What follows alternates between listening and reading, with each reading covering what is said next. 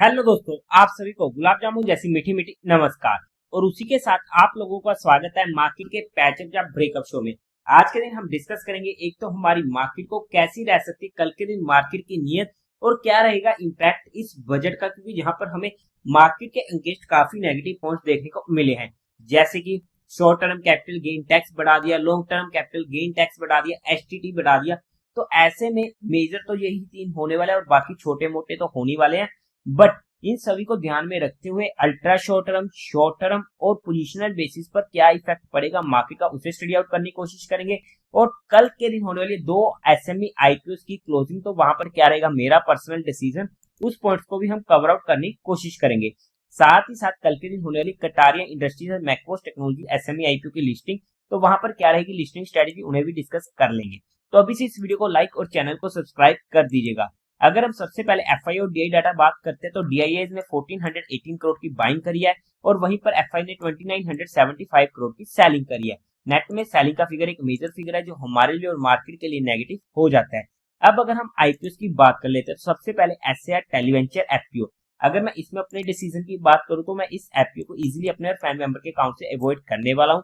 मैं जहां पर पैसा नहीं लगाने वाला हूं। अब ऐसा डिसीजन क्यों है वो आप लोगों को इस एफपीओ की वीडियो में पता लग जाएगा। अगर हम बात करते हैं आरएनएफआई सर्विसेज एसएमई आईपीओ की, पर्सनली मैं इस आईपीओ को अवॉइड करूंगा बिकॉज यहाँ पर किस तरीके से मार्केट का मूड मोड चेंज होता है, किस तरीके से मार्केट की नीयत रहती है, उसके बेस पर आगे थोड़ा सा डिसीजन लूंगा। स्पेशली कल के एसएमई आईपीओ जैसी लिस्ट हो जाएंगे वहां पर हमें थोड़ा सा आइडिया लग जाएगा, तो उसके बाद मैं थोड़ा सा देखूंगा। बट अगर मैं बीइंग एंड हाईली एग्रेसिव होकर भी बात करूं तो वहां पर अगर क्वालिफाइड की तरफ से 100x और एचएनए की तरफ से मिनिमम 100x का सब्सक्रिप्शन देखने को मिल जाता तो वहां पर मैं बीइंग एंड हाईली एग्रेसिव होकर अप्लाई करने का सोच सकता था। बट मैं पर्सनली अप्लाई नहीं करने वाला हूँ। अगर मैं रैंकिंग वाइज बात करूँ ना, क्योंकि कल और परसों के दिन 4 एसएमई आईपीओ टोटल क्लोज होने वाले हैं। अवीएल इंफ्रा प्रोजेक्ट, अवीवी आईवी infra tech and RNFI services, SAR televenture. तो वहां पर अगर हम रैंकिंग की बात करते हैं तो पहली रैंकिंग पर आएगा अवीएल इंफ्रा प्रोजेक्ट, सेकंड पर आएगा अवीवीआई इंफ्रा टेक एंड थर्ड पर आएगा आरएनएफआई सर्विसेज एंड फोर्थ पर आ रहा है एसएआर टेलीवेंचर एफपीओ।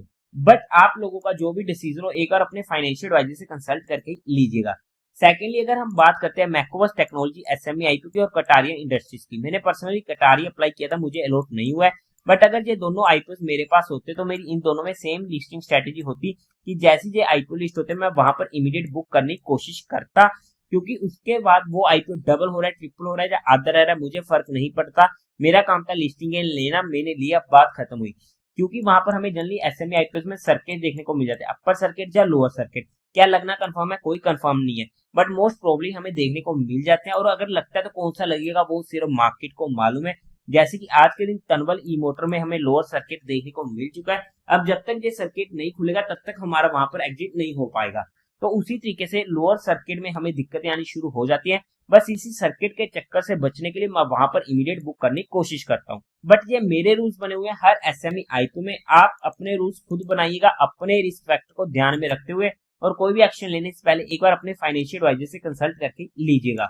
और अगर हम मार्केट की बात करते हैं तो उससे पहले आप लोगों को म्यूचुअल फंड में या इंश्योरेंस सेगमेंट में किसी भी तरीके कोई भी हेल्पलाइन की जरूरत है, जहां आप लोग चाहते हैं कि being a mutual fund distributor हम आपका पैसा मैनेज करने में आपकी हेल्प करें, तो आपको डिस्क्रिप्शन में मेरा फोन नंबर मिल जाएगा, आप मुझसे कांटेक्ट कर सकते हैं, आपकी क्वेरी को जल्दी से जल्दी सॉल्व कर दिया जाएगा। अब अगर हम हमारी मार्केट की बात करते हैं तो आज तो हमें मार्केट में अच्छी खासी वोलेटिलिटी देखने को मिली है। हालांकि सेकंड हमें हमें जहां पर रिकवरी देखने को मिल चुकी थी।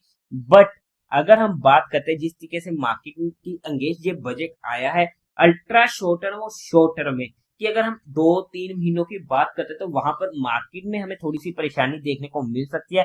वहां पर चाहे प्राइस वाइज या फिर टाइम वाइज मार्केट अगर परेशान करना चाहे तो हमको कर सकती है। बट क्या लॉन्ग टर्म में या फिर हम कहें कि 1 साल 2 साल या आने वाले टाइम में हमें दिक्कतें हो सकती है, तो वहां पर दिक्कतें नहीं होंगी। बट शॉर्ट टर्म में हमें यहाँ पर दिक्कतें देखने को मिल सकती है।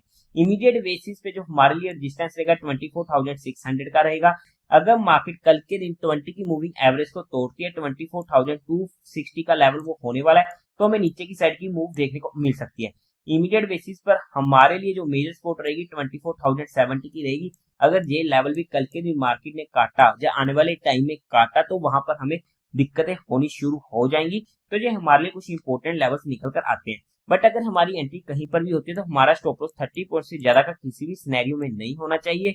और अगर मार्केट को फ्रेश ब्रेकआउट देना है, मार्केट ने स्ट्रेंथ दिखानी है, तो 24,850 का लेवल जब मार्केट क्रॉस करेगी तब वहां पर हमें जाकर मार्केट में नई मूव्स, नया ब्रेकआउट देखने को मिलेगा।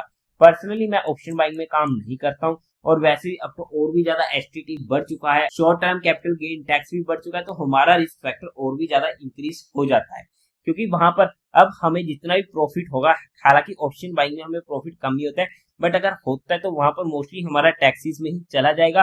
तो इन चीजों को भी हमें ध्यान में रखना पड़ेगा।